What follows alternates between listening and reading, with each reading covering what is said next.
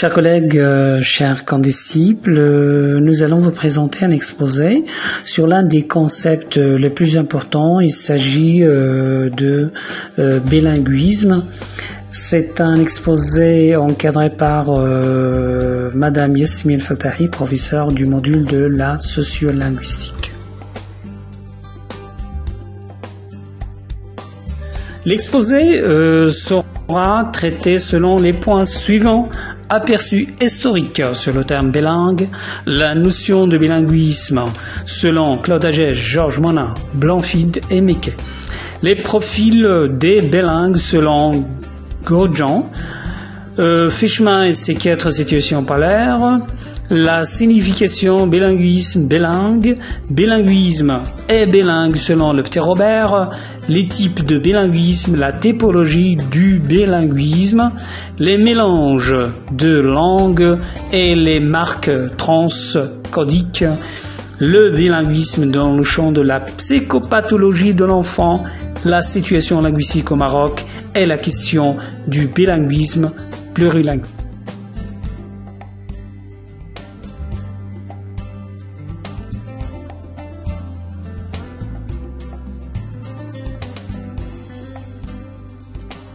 Donc on va commencer par la citation de Goethe. Je cite: celui qui ne connaît pas les langues étrangères ne connaît rien de sa propre langue. Donc il y a une importance immanente de l'apprentissage d'une langue vivante qui nous aidera à comprendre notre langue maternelle et à comprendre aussi la langue des autres.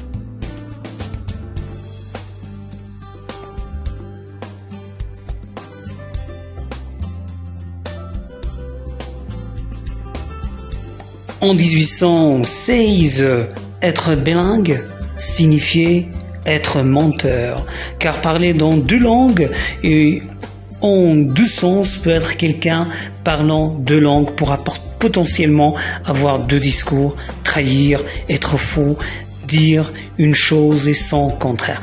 Donc le terme bilingue à l'époque, en 1816, était péjoratif. Après, à la fin du 19e siècle, et avec l'industrialisation et du commerce international, on a commencé à considérer le bilinguisme et l'éducation des enfants pour devenir des bilingues est une chose positive.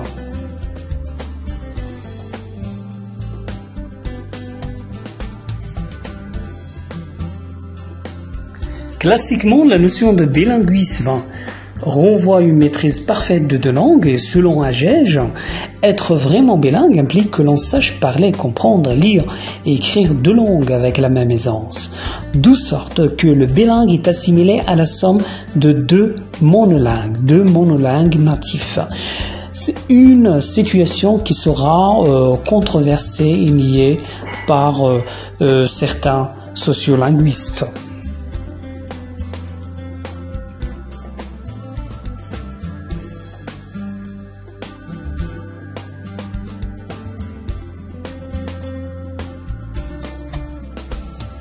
Donc, on peut dire que le bilinguisme est l'une des principales conséquences du contact des langues. Il y a de nombreuses définitions, nous retenons les suivantes. Donc, Georges Monin, quand elle a défini le bilinguisme, il a dit que c'est le fait pour un individu de parler indifféremment de langues. Donc, parler indifféremment de langues, c'est-à-dire l'individu, il parle d'une façon, c'est-à-dire spontanément, les 2 langues sans se rendre compte.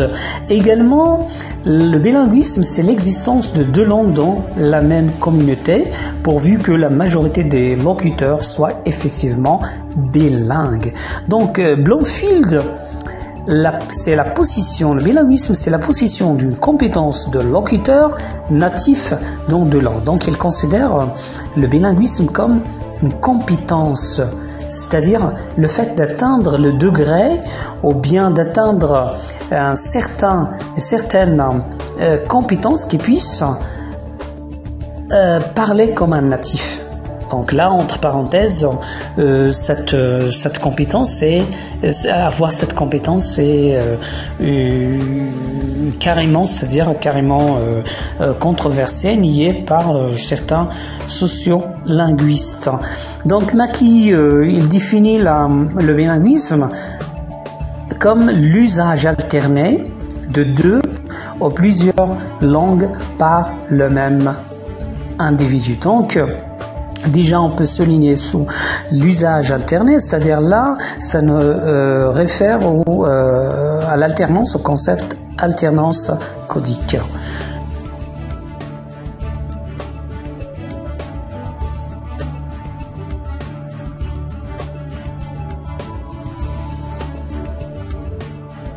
Pour plus de précision, François Grosjean a pu définir les profils des personnes qui sont bilingues en déterminant 4 profils, à savoir le premier, c'est les personnes qui se servent de 2 ou plusieurs langues au même dialecte dans leur vie de tous les jours, donc il est considéré un bilingue. Deuxièmement, les personnes qui ont une compétence de l'oral dans une langue, ou même de l'écrit dans une autre, sont considérées comme des bilingues. Troisièmement, les personnes qui parlent plusieurs langues avec un niveau de compétence différent dans chacune d'elles et qui ne savent même ni lire ni écrire dans l'une ou l'autre, ils sont considérés comme des bilingues. Dernièrement, les personnes qui possèdent une maîtrise parfaite de 2 langues, évidemment, c'est une personne bilingue. Donc, on a 4 profils pour des personnes qu'on peut, ça veut dire, considérer des bilingues.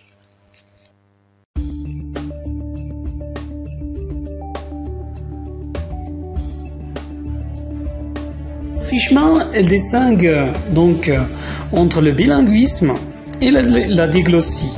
Donc le bilinguisme, il faut retenir ça, que le bilinguisme c'est un fait individuel qui relève de la psycholinguistique et la diglossie c'est un phénomène social. Donc selon Fishman, 4 situations peuvent être envisagées dans cette relation entre le bilinguisme et la diglossie. Donc, la première situation, c'est bilinguisme et diglossie. Tous les membres de la communauté connaissent la forme haute et la forme basse. C'est le cas de Paraguay, par exemple, espagnol et guarani. Donc, deuxième, c'est bilinguisme, mais sans diglossie. Il y a de nombreux individus bilingues dans une société, mais on n'utilise pas les formes linguistiques pour des usages spécifiques. Ce serait le cas de situations instables, de situations en transition entre une diglossie et une autre organisation. Donc là, c'est purement personnel. L'usage de la langue est purement individuel, parce qu'il n'y a pas de la diglossie ici. Il n'y a pas de phénomène social. Diglossie sans bilinguisme, dans une communauté sociale, il y a répartition fonctionnelle des usages entre 2 langues. Mais un groupe ne parle que la forme haute, tandis que l'autre ne parle que la forme basse. Donc, Fishman, c'est ici le cas de la Russie tsariste. La noblesse parlait français et le peuple russe. La dernière situation, c'est ni diglossie ni bilinguisme. Il n'y a qu'une seule langue et cette situation n'est imaginable que dans une toute petite communauté.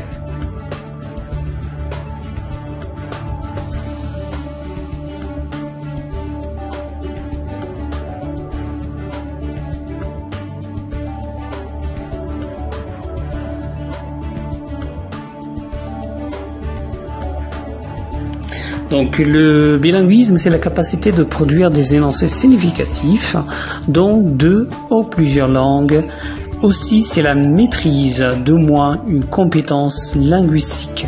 Soit, ça veut dire lire dans la langue apprise, écrire, parler, écouter, et dans une autre langue, là, ce qu'on appelle le code, l'alternance codique, dans une autre langue, l'usage alterné de plusieurs langues, etc. Donc, le bilinguisme, c'est la capacité de produire, de vivre, de pouvoir utiliser, d'agir sur les deux langues, une langue qui est une langue source et une langue cible, ou bien L1 et L2.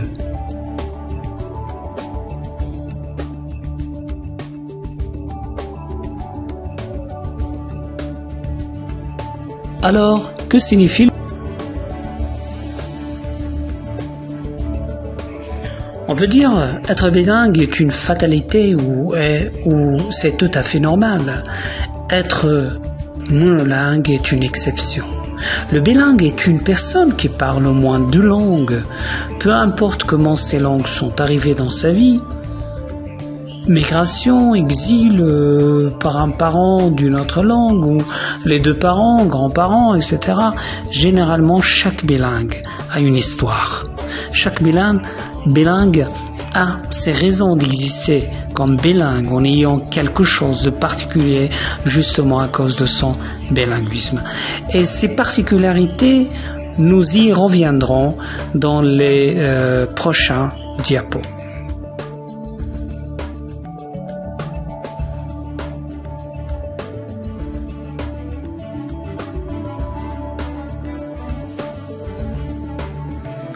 C'est-à-dire, il s'agit tout simplement d'un individu qui connaît deux langues. Alors, quelqu'un qui connaît deux langues, c'est un bilingue. Contrairement au monolingue, qui n'en parle qu'une, sa langue maternelle. Donc, être bilingue, c'est être stéréo, c'est avoir deux oreilles, par exemple. Être monolingue, c'est être mono, ou avoir une seule oreille. Donc, en plus, les chercheurs s'accordent pour dire, à l'instar de Guo Zhang, est une personne qui utilise ces deux langues, au plus de manière quotidienne.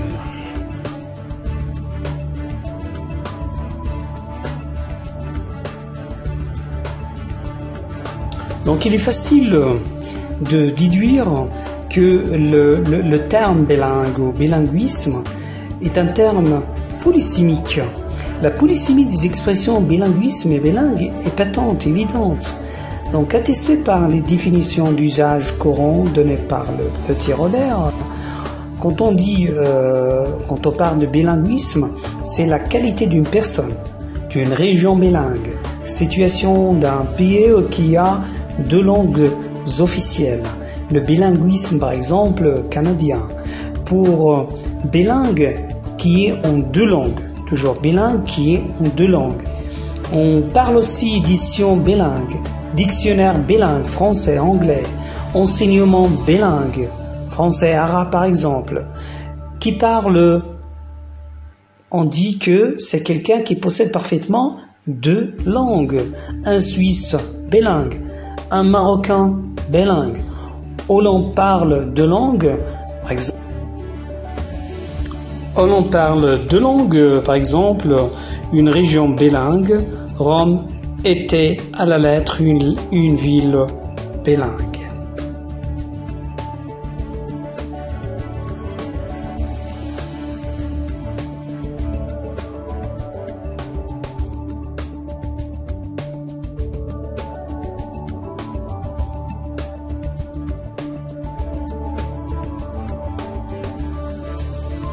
Donc nous avons diverses sortes de bilinguisme, bilinguisme individuel et bilinguisme social.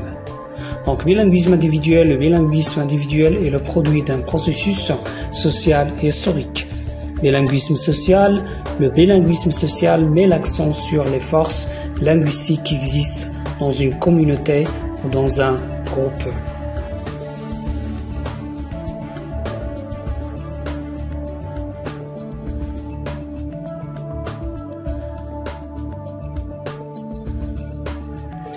Bilinguisme équilibré, bilinguisme dominant. Bilinguisme équilibré, le bilingue équilibré, une compétence dans les deux langues. Bilinguisme dominant, le bilinguisme dominant, la compétence dans la langue maternelle est supérieure à celle dans l'autre langue.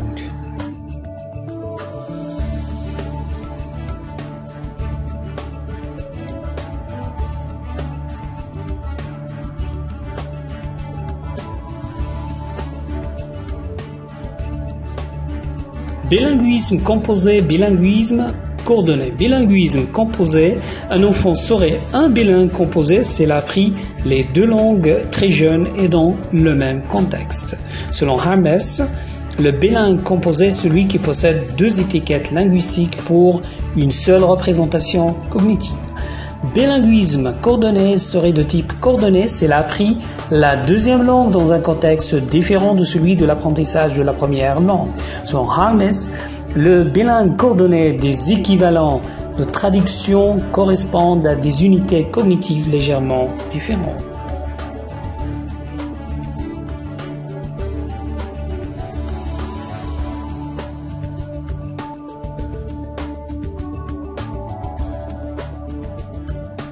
Bilinguisme précoce. Le bilinguisme précoce simultané se caractérise par le développement chez l'enfant de deux langues maternelles, LA, LB, le cas d'un enfant de mariage mixte où les parents utilisent chacun sa langue avec l'enfant, par exemple un Français marié avec une Allemande par exemple. Là, on peut parler d'un mariage mixte avec deux langues. Le bilinguisme précoce consécutif, la langue seconde est acquise chez l'enfant en bas âge, mais après la langue maternelle, on notera langue 1 pour la langue maternelle et langue 2 pour la langue seconde.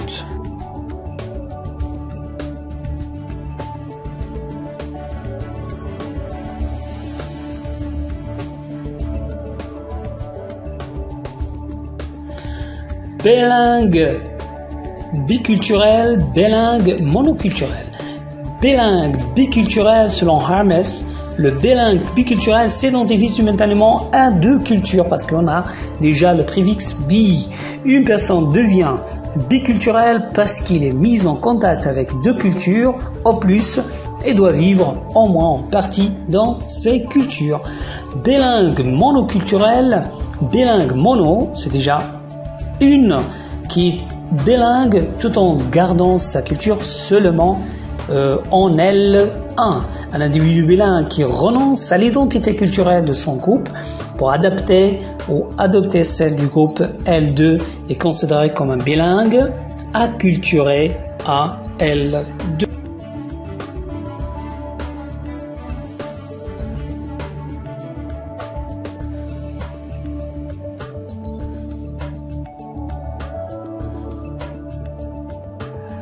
Donc le bilinguisme de masse et d'élite, le bilinguisme d'élite, les enfants de milieux socio-économiques élevés envisagés comme un atout et concerne la plupart du temps des langues dominantes telles que l'anglais ou le français. Le bilinguisme de masse, selon Migia 2002, le bilinguisme de masse a tendance à être perçu comme un problème.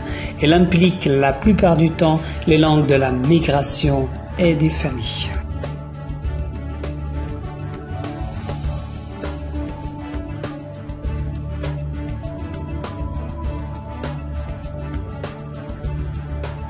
Bilinguisme actif et passif. Bilinguisme actif, l'enfant peut à la fois comprendre et s'exprimer dans les deux langues. Bilinguisme passif, l'enfant comprend les deux langues mais ne peut pas parler que dans sa langue de socialisation.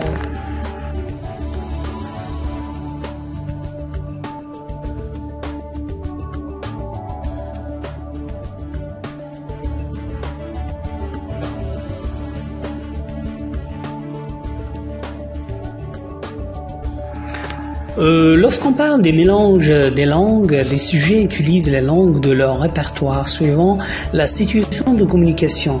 Leur interlocuteur et ses échanges ont plusieurs caractéristiques. Alors, les locuteurs bilingues font appel à l'une ou l'autre langue, ou les deux dans leurs échanges linguistiques. On observe donc dans leur pratique langagière la présence de la langue A dans la langue B. C'est une sorte d'amalgame, une sorte de mélange, et métissage entre les deux langues, mais qui peut s'avérer, ça veut dire homogène.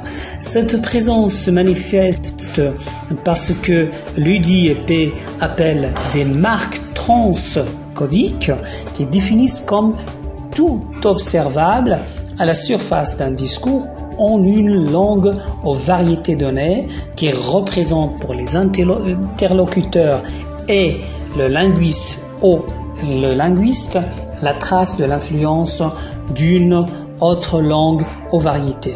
Donc on va, dans le prochain diapo, on va expliquer les éléments des marques de transcodiques.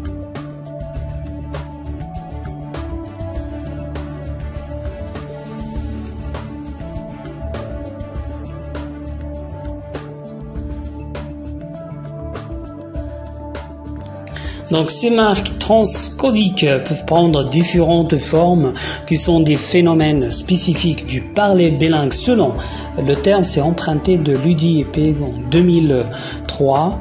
Les interférences. Donc nous avons les transcodiques qui permettent ce mélange, c'est les interférences, les empreintes, le code switching ou alternance codique. Donc on va commencer par les interférences. Donc les interférences, insertion involontaire, c'est pas volontaire, c'est involontaire d'une langue B dans une langue A. Selon Mackay, l'interférence est l'utilisation d'éléments appartenant à une langue tandis que l'on en parle ou que l'on écrit une autre. Donc les empreintes. Les empreintes, vous les connaissez bien, c'est généralement allusion à un mot ou une expression qu'un locuteur ou une communauté emprunte à la langue d'une autre communauté linguistique sans passer par la traduction, tout en l'adaptant parfois aux règles phonétiques, morphologiques, syntaxe de la langue d'arrivée. À titre d'exemple, en français, on peut dire par exemple bon week-end au lieu de dire je vous souhaite la bonne fin de la semaine. Fin de la semaine, c'est le week-end. Week-end, c'est un mot anglais. Donc, passons. Le code switching ou alternance codique, c'est le passage momentané mais complet d'une langue à l'autre pour la durée d'un mot, d'un syntagme, d'une ou de plusieurs phrases. Par exemple, un bilingue français-anglais peut dire « Va chercher Marc and buy him » et tente-le avec un chocolat chaud. La coupure est nette lors du passage d'une langue à l'autre, coupure qui se fait normalement sans pause ou temps d'arrêt.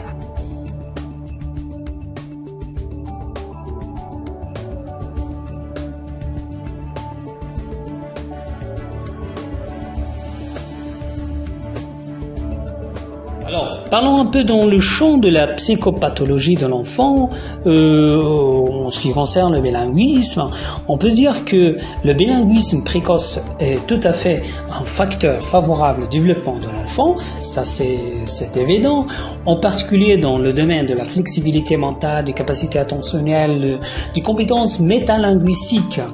Mais elle reste néanmoins perçue de façon contrastée. Sa complexité peut être vécue comme un désavantage comportant des risques de confusion, des difficultés pour l'enfant, surtout tout ce qui pourrait avoir une relation avec l'identité de l'enfant et les contraintes d'apprendre ou de ne pas apprendre une langue, une telle ou telle langue. Donc la langue, comme vous voyez, la langue première peut être refoulée. Et une seconde personnalité s'exprimerait avec la nouvelle langue.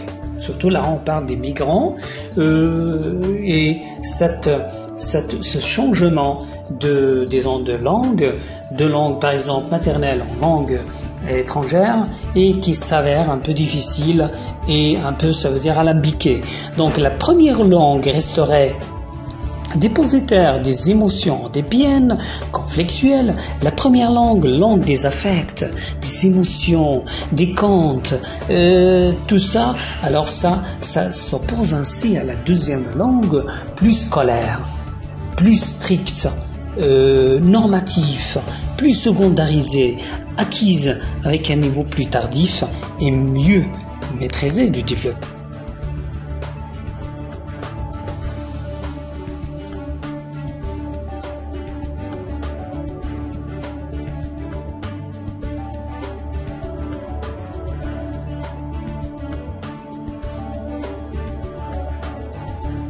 Alors, qu'en est-il du Maroc concernant sa situation linguistique?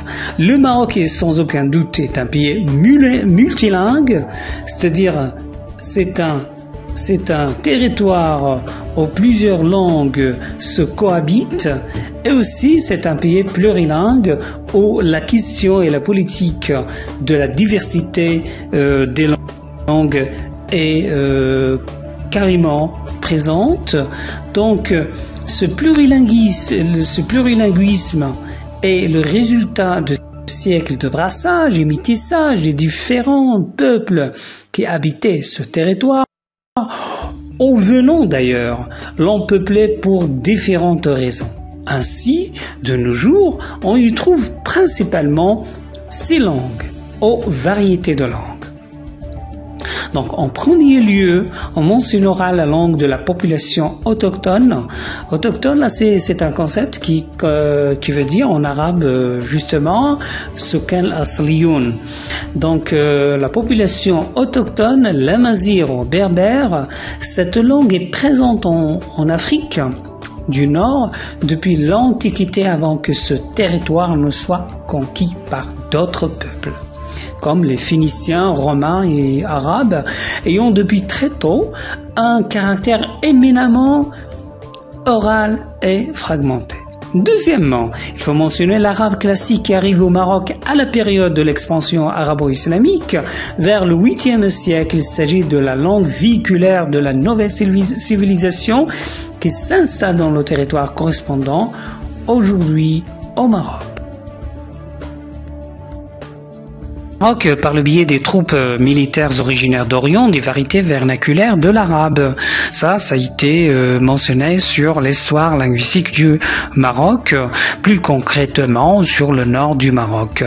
Donc, après, par la suite, au cours de l'âge moderne, les échanges économiques des puissances européennes avec le Maroc, bien sûr, favorisent une timide apparition des langues européennes au fur et à mesure au Maghreb, à savoir l'espagnol, le français, portugais principalement. Donc on peut dire au Maroc, surtout on peut parler de l'espagnol et du français, de l'espagnol au nord et au sud du Maroc, et le français au milieu du Maroc. Donc et après c'est l'anglais. L'anglais a fait son apparition sur la scène sociolinguistique du Maroc.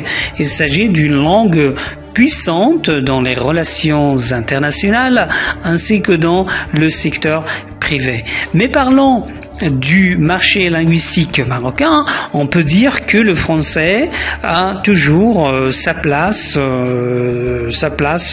de dominance et sa place flagrante.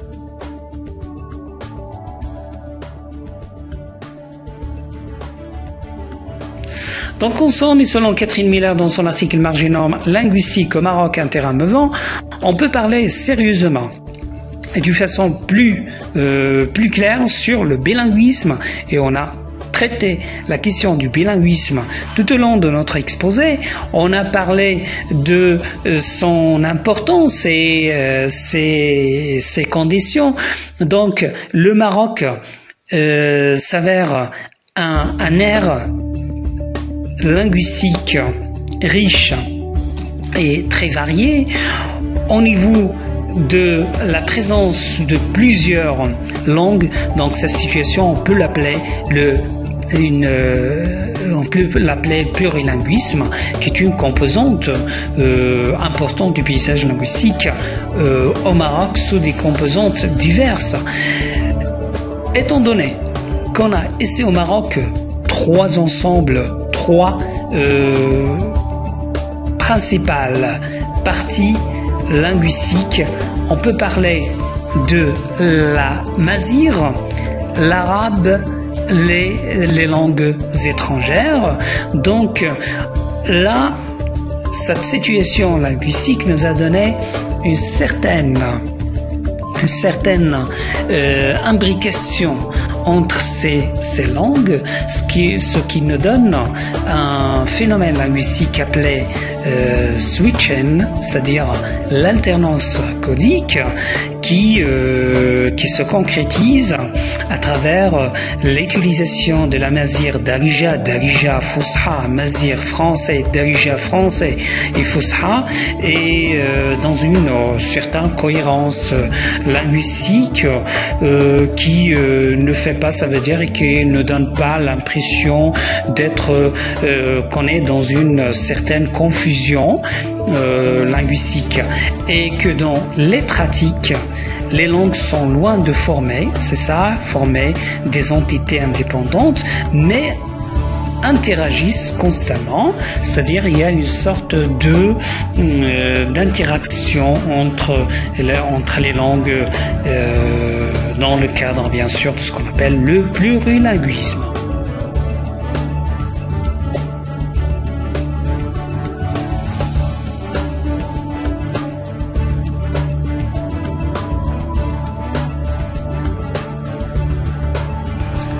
Merci pour votre attention et à la prochaine fois.